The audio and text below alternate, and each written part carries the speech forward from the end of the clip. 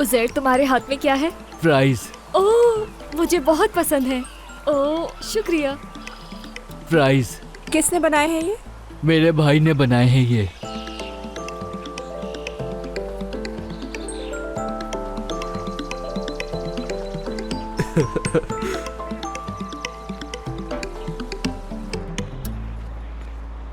मैं सोच रही हूँ आयशा क्या कर रही होगी। पता नहीं उसने उन लोगों के साथ एडजस्ट किया भी होगा या नहीं।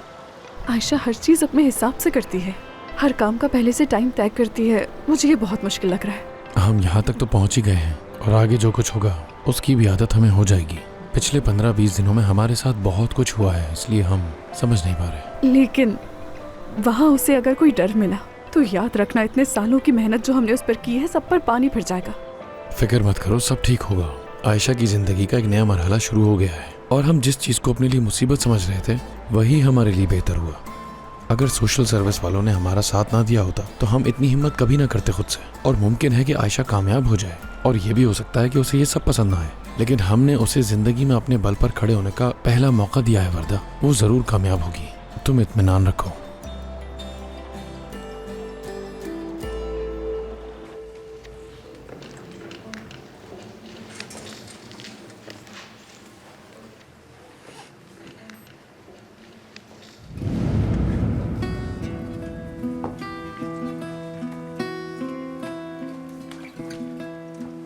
आयशा, बेल बजने वाली है।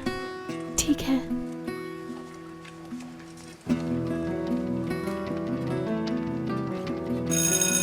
आज के लिए बच्चों इतना ही काफी है। अलीजान, इधर आओ, तुम्हें एक बात बताता हूँ। क्या बात है? अरे आओ तो सही। आयशा, मैं बस अभी थोड़ी देर में आता हूँ। हाँ, क्या बात थी? सब ठीक तो है ना?